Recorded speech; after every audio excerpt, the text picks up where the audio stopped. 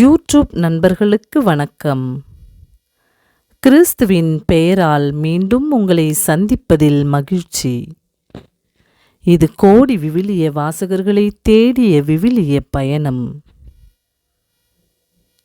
திருவிவிலியம் படிக்க நேரமில்லையா? கவலையை விடுங்க.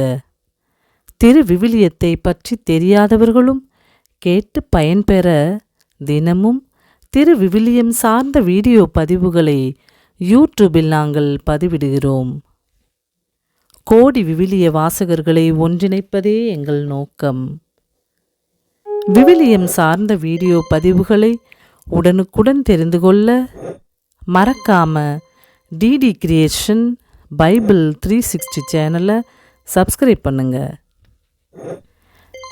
இன்று நாம் கேட்டு தியானிக்க இருப்பது திருப்பாடல் 99. இந்த திருப்பாடல் அனைத்து உலகின் அரசர் என்ற தலைப்பில் நமக்கு தரப்பட்டுள்ளது. சீயோனில் ஆண்டவர் மேன்மையுடன் விளங்குகின்றார்.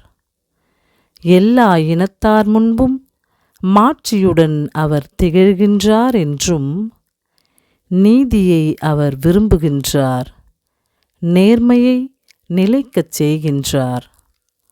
கடவுளாகிய ஆண்டவர் தம் மக்களுக்கு செவிசாய்த்து மன்னிக்கும் தெய்வமாக தம்மை வெளிப்படுத்துவதையும், ஆயினும் அவர்களுடைய தீய செயல்களுக்காய் அவர்களை தண்டிப்பதையும் நாம் இந்த திருப்பாடலில் காண்போம். வாங்க இப்போ திருப்பாடல் 99க்குள் பக்தியோடு செல்வோம்.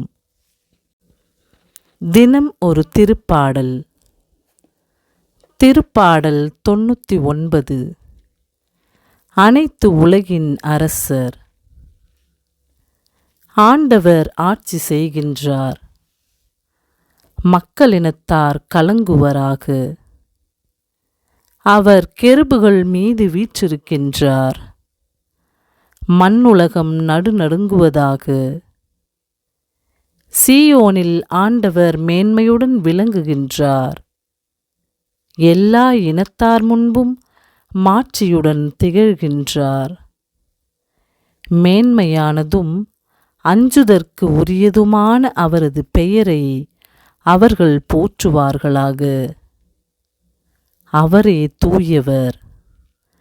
வல்லமை மிக்க அரசரே, நீதியை நீர் விரும்புகின்றீர், நேர்மையை நிலைக்கச் செய்கின்றீர். யாக்கோபினரிடையே நீதியையும் நேர்மையையும் நீர்தாமே நிலைநாட்டுகின்றீர். நம் கடவுளாகிய ஆண்டவரை பெருமைப்படுத்துங்கள். அவரது அரியணை முன் தாழ்பணிந்து வணங்குங்கள். அவரே தூயவர். மோசேயும் ஆரோனும் அவர் தம் குருக்கள், அவரது பெயரால் மன்றாடுவோருள் சாமுவேலும் ஒருவர். அவர்கள் ஆண்டவரை நோக்கி மன்றாடினர். அவரும் அவர்களுக்கு செவிசாய்த்தார். மேகத்தூணிலிருந்து அவர்களோடு பேசினார். அவர்கள் அவருடைய ஒழுங்குமுறைகளையும் அவர் அவர்களுக்கு தந்த நியமங்களையும் கடைபிடித்தார்கள். எங்கள் கடவுளாகிய ஆண்டவரே, நீர் அவர்களுக்கு செவிசாய்த்தீர். மன்னிக்கும் கடவுளாக உம்மை வெளிப்படுத்தினீர். ஆயினும் அவர்களுடைய தீச்செயல்களுக்காய் நீர் அவர்களை தண்டித்தீர். நம் கடவுளாகிய ஆண்டவரை பெருமைப்படுத்துங்கள்.